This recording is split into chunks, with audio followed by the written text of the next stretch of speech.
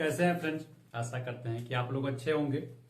आज हम लोग डिस्कस करने वाले हैं कि रेलवे ग्रुप डी में जो भर्ती आई है 32,438 पदों पे, जिसका ऑनलाइन जो शुरू होने वाला है 23 जनवरी 2025 से शुरू होकर 22 फरवरी 2025 तक जाने वाला है। उसके लिए हम लोग देखने वाले हैं कि आप जोन का निर्धारण कैसे करेंगे। बहुत सारे लोगों को पता ही नहीं होता है कि उनको जोन कैसे चूज करना चाहिए था। सबके लिए अलग अलग जोन चूज करने की स्ट्रेटजी होती है। कोई टॉपर है, कोई एवरेज है, कोई बिलो एवरेज है, तो सब एक ही तरीके से जोन चूज कर लेंगे, फिर आपका सिलेक्शन ही नहीं होगा। और जब आपका सिलेक्शन नहीं होगा तो फिर फायदा क्या पढ़ाई का।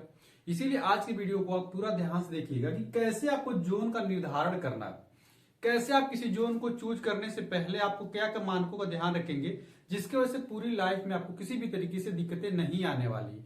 अन्यथा एक गलती, एक आपका गलत चुनाव, एक जोन निर्धारण आपने गलत कर दिया तो ये भी हो सकता है कि आपका सिलेक्शन ही ना हो।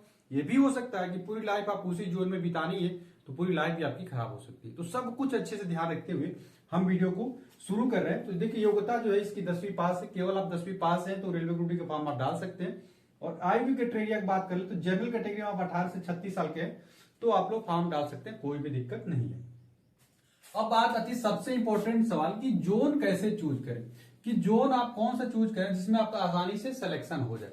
तो सबसे पहली बात जोन चूज करने के लिए सबसे बड़ी बात क्या होती है कि नंबर ऑफ वैकेंसी, कि कहां पे वैकेंसी ज्यादा है। सबसे ज्यादा वैकेंसी यानी वैकेंसी कहां ज्यादा है, ये ध्यान रखिएगा। सबसे पहले तो आपको ये ध्यान रखना है जब भी आप जोन चूज करिए वैकेंसी कहां ज्यादा है। आप किसी भी चीज को जोन चूज करते समय जितने भी आपके जोन आएंगे, 21 जोन आरआरबी आएंगे, उस 21 आरआरबी में आप देखिएगा कि नंबर ऑफ वैकेंसी कहां पे ज्यादा है। ठीक, पहली बात आपको स्वाभाविक बात है, जहां वैकेंसी ज्यादा रहेगी वहां पे मोस्ट प्रोबेबिलिटीज है आपका सिलेक्शन होने के लिए। अब जैसे पिछली बार भर्ती देखेंगे एलपी और जेई में, मुजफ्फरपुर में 10 नंबर 8 वैकेंसी आती थी, तो उसमें आपका कैसे सिलेक्शन होगा। तो नंबर ऑफ वैकेंसी इंपॉर्टेंट है। तो जब भी आप जोन चूज करने चाहिए उसमें ये ध्यान रखिए कि वैकेंसी कहां ज्यादा है, ये ध्यान रख लीजिए कि जो 21 आरआरबी है उसमें नंबर ऑफ वैकेंसी कहां पे ज्यादा है, तभी आपके लिए वो फायदा होगा। अन्यथा आपसे गलती हो जाएगी। बहुत सारे लोग उल्टा सीधा सवाल आपको बता देंगे, आपको मिस कम्युनिकेट कर देंगे, फिर आप लोग परेशान हो जाएंगे। इसको ध्यान रखना है कि वैकेंसी कहां ज्यादा है, नंबर 1 पे। दूसरे नंबर पे आपको ध्यान रखना है कि लो कट ऑफ जोन, लो कट ऑफ जोन, ये बहुत इंपॉर्टेंट है कि आपको उस बात को ध्यान रखना है कि आपको देखना है कि जो सबसे ज्यादा जो वैकेंसियां आई हुई किस आरआरबी में से, उसमें से आप फाइंड आउट कर लेंगे नंबर वैकेंसी कहां है, 8-10 निकल के आएंगी। और फिर उस 8-10 में से ये देखो कि कहां पे कट ऑफ कम जाती है। कट ऑफ का बहुत इंपॉर्टेंट रोल है, रेलवे अलग से प्रोवाइड कर दी है चीजें, नहीं तो अन्यथा एसएससी में सब नहीं है। वहां पे टॉपरों का ही केवल सिलेक्शन रेलवे में, लेकिन आप जोन अच्छे से चूज कर लोगे ना तो कम ही नंबर पे आपका सिलेक्शन हो जाएगा। इसके लिए जो आपने 21 में से 10 फाइंड आउट किया है नंबर ऑफ वैकेंसी, उसमें से देखो कि कौन से 10 में से कहां की कट ऑफ कम जाती है। तो पाओगे कि साउथ के जितने भी जोन है, जैसे सिकंदराबाद जोन है, पिछली बार सबसे कम कट ऑफ सिकंदराबाद की गई थी।